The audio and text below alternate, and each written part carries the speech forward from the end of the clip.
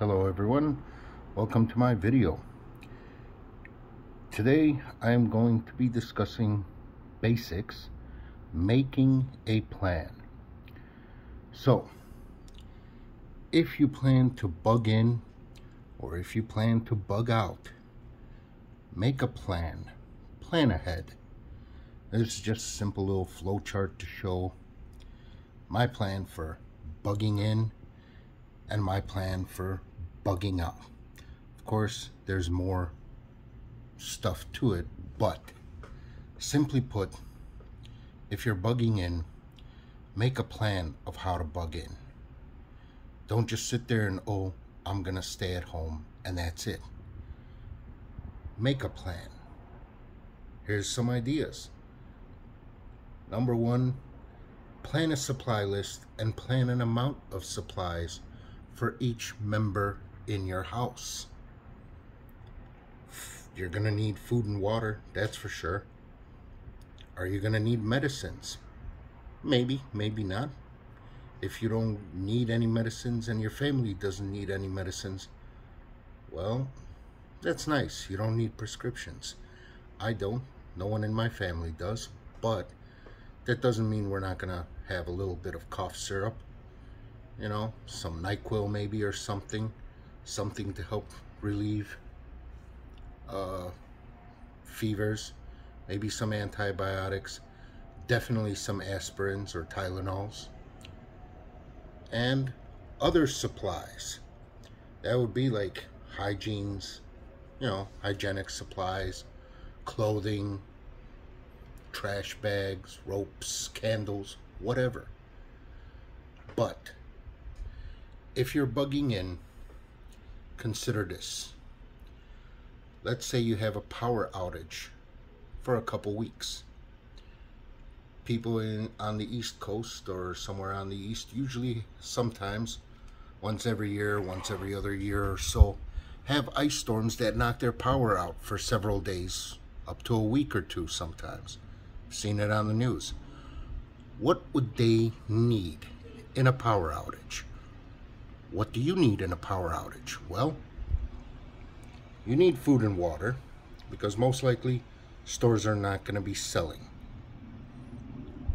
You're going to need medicines because most likely stores are not going to be selling. You're going to need other supplies because most likely stores are not going to be selling.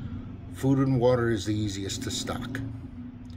Medicines, they're a little bit harder to stock. Other supplies, depends on the supplies, but they're pretty easy to stock up too. Let's say you have, well, let's go with me. I have 3 members in my family. Every member in my family has 1 case of water per week, stored up for 3 weeks. Also, I've calculated it out. Each member of my family has enough food for 2 months worth for each member of my family. Is this enough? Yeah, it should be enough. Medicines, well, we rotate our medicines, but we've got plenty of Tylenol and whatnots, I think, to last us. Let me talk a little bit about other supplies. We have a little camping stove that runs off of butane. Well, not butane. Yeah, I think it's butane. Those little canisters that you can just screw into one of them little miniature camping stoves.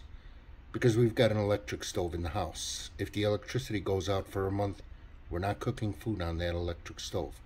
But we are cooking it on a little butane powered stove. Worst comes to worst.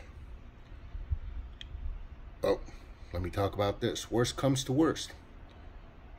If we run out of fuel for that butane stove, instead of going to a store to get it, hoping that some store is open and has it, well, I've also got a little wood burning stove. I can harvest wood. So I should be good for cooking fuel. I also have 2 bags of tea candle lights, or tea light candles. Those are the little round candles. They burn for about half an hour or so. Each bag is 100 tea candles. Is that enough? It should be.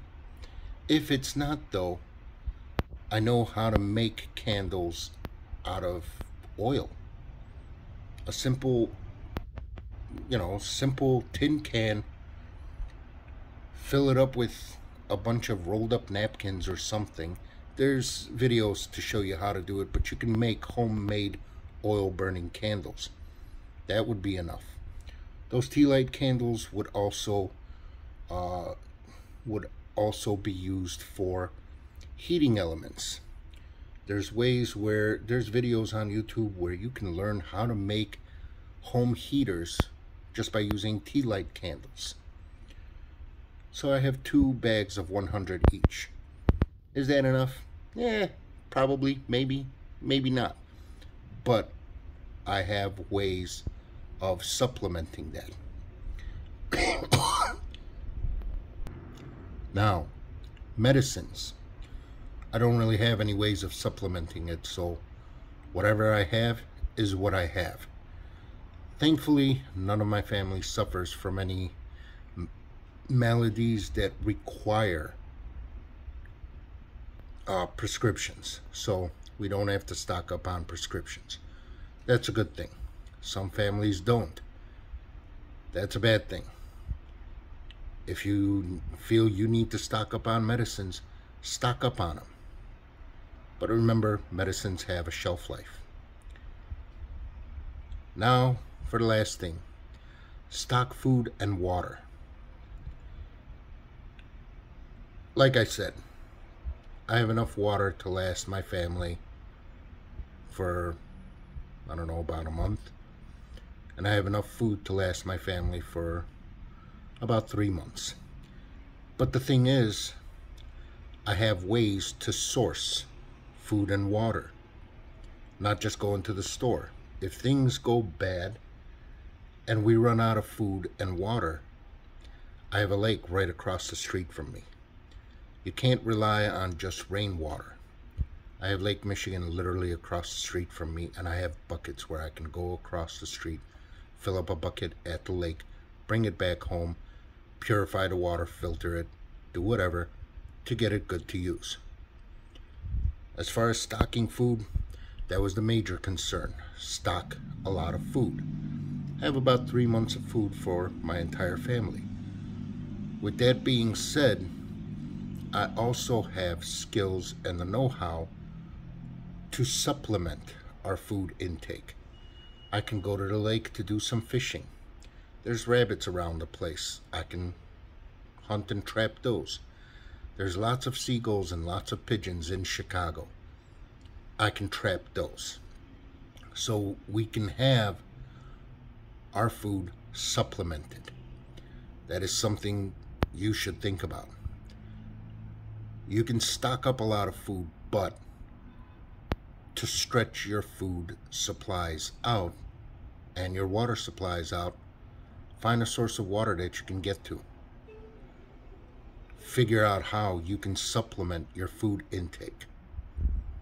Now, last part of it is this enough? No, keep stocking. Yes, you have completed your plan, and it goes right back around, right back to the beginning. Plan a supply list, plan amount of supplies, and stock up more.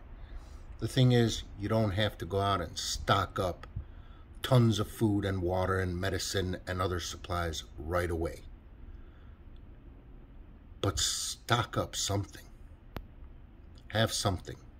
Start working on it. Make a plan and implement that plan. Even if that plan is to just stock up a little bit, do it.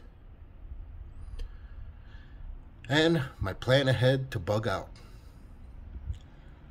My first consideration is consider transport. Am I bugging out by car, motorcycle, bike, airplane, or on foot? Plan supplies for transport. Of course, if I am in a car, I can carry more. If I'm on foot, I can carry less. Plan escape locations with an S. Multiple locations to bug out to. It wouldn't help for me to plan to bug out from Chicago west and have that as my only escape location if Yellowstone erupts. And that is the reason for me bugging out. My escape location is dead. So, plan escape locations. Is there enough escape locations? Well, like I said, if you only have one escape location and that escape location is unattainable, it's worthless. Plan for multiple locations. If you have enough. Me, I have 5 different locations that I plan to bug out to. If you have enough, next is plan escape routes per location. Notice the plural, routes. It wouldn't be good for me to plan an escape to Florida and the only route I would have planned to Florida is to go down I-65. If a nuke hit Indianapolis in the middle of I-65 and irradiated the whole place. Plan multiple escape routes to each location. Do you have enough routes per location? Yes or no? Next, same thing. Stock food and water, stock medicines, stock other supplies. But this goes in line with me planning supplies for transport. Meaning, how much can I transport? Luckily for me, I am doing both. A bug out plan and a bug in plan. So, if I have to bug out, I just dip into my bug in supplies. Grab what I need to grab that I can carry and leave.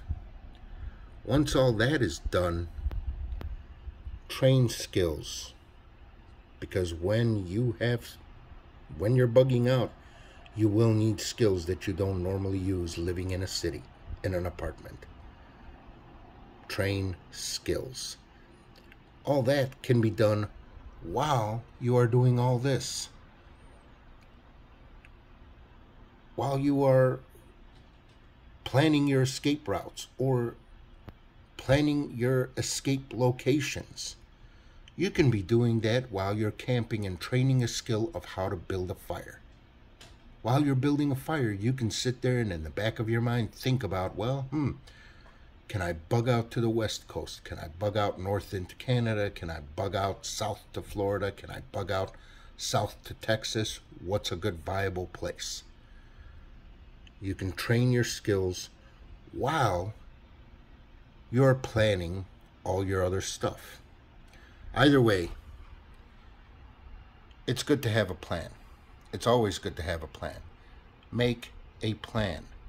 When you go to a grocery store, you make a plan before you leave the house. You plan on going to the grocery store to buy bread and milk because you are out of bread and milk. And then, oh look, you are out of eggs too. So you go to the grocery store already planning to buy bread, milk, and eggs. You buy whatever else just as a coincidence, but you plan to go to the grocery store to buy bread, milk, and eggs. Even if it's a subconscious plan, it is a plan. When you go to work, you make a plan on how to get to work. You're going to hop in your car, drive down this road. And if this road is clogged up, you can take an alternative route. Make a plan. And then implement that plan. Anyway, that will be it for this video. See you next time.